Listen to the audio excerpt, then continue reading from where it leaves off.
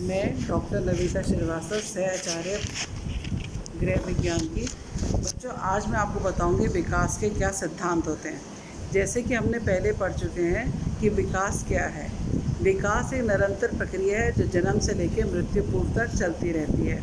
किसी अवस्था में विकास द्रुत गति से होता है, किसी अवस्था में धीमी गति से होता है, लेकिन विकास निरंतर चलता रहता है। हमें दिखाई नहीं देता है, लेकिन विकास निरंतर चलता रहता है। विकास के नियम में हम सबसे पहला नियम देखेंगे। विकास का एक निश्चित प्रारूप होता है। विकास का एक निश्चित प्रारूप मतलब विकास जिस प्रकार से होता है वो हमेशा सब प्राणियों में वैसा ही देखा जाता है। उदाहरण के तौर पे मैं बताती हूँ, जैसे बच्चे के पहले पीछे के दांत आते हैं, फिर आगे के दांत आते हैं। कभी ऐसा नहीं होता कि बच्चों के पहले आगे के दांत आएँ और फिर पीछे के दांत आएँ। बच्चा पहले घुटने के बल चलता है, रेंगता है, फिर पकड़ के खड़ा होता है और फिर चलना सीखता है। कभी हम देखते नहीं है कि इसका उल्टा हो रहा हो कि बच्चा पहले चलना सीखता है और फिर उसके बाद घुटने चलना सीखता है। तो विकास का एक निश्चित प्रारूप हो, चाहे वो कोई भी जीव हो, चाहे कोई भी प्राणी हो, इसका एक निश्चित रूप होता है। फिर विकास में हम देखते हैं व्यक्तिगत भिन्नता पाई जाती है।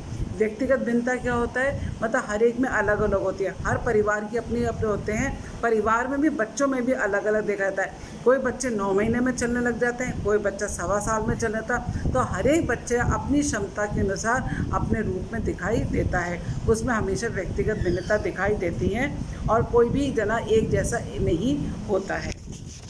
तीसरा जो हम देखेंगे विकास का सिद्धांत जो होगा, वो विकास का सिद्धांत ये होता है कि हम इसके बारे में कहेंगे कि एक निरंतर प्रक्रिया है जो चलती ही रहती है। कभी भी इसमें अवरोध नहीं आता है और ये अपनी अवधि में पूरी हो जाती है।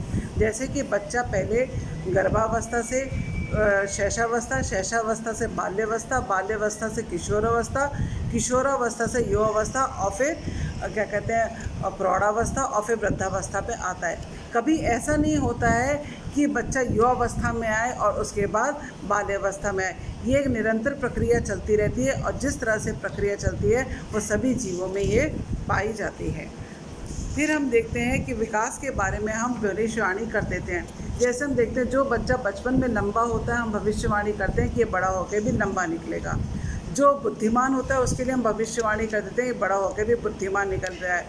चाहे वह सही हो चाहे नहीं हो, लेकिन हम उसकी भविष्यवाणी कर सकते हैं और हम उसके व्यक्तिगत विकास में निखार ला सकते हैं। विकास की प्रत्येक अवस्था अपनी कुछ विशेषता होती है। प्रकार विकास की कुछ अवस्थाएं जैसे मैं तुम्हें बताती हूँ।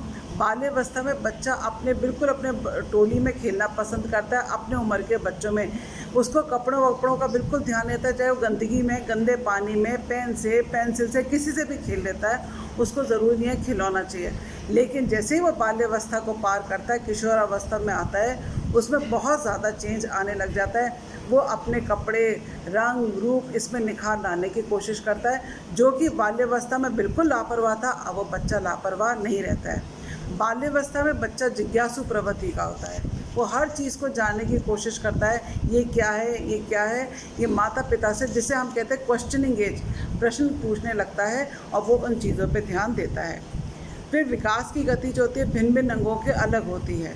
भिन्न भिन्न अंगों की अलग होती है। हाथ की अलग होती है, दिमाग की अलग, मस्तिष्क की अलग होती है, अंदर के जो अंदरूनी भाग होते हैं उनकी अलग होती है और इनका सबका लेकिन आपस में संबंध रहता है। हम कभी ये नहीं देखते हैं कि हमारे कभी हाथ बढ़ रहे हैं तो पैर नहीं बढ़ रहे हैं। पैर, सब चीज़ें समान रूप से और समानुगत रूप से होती हैं।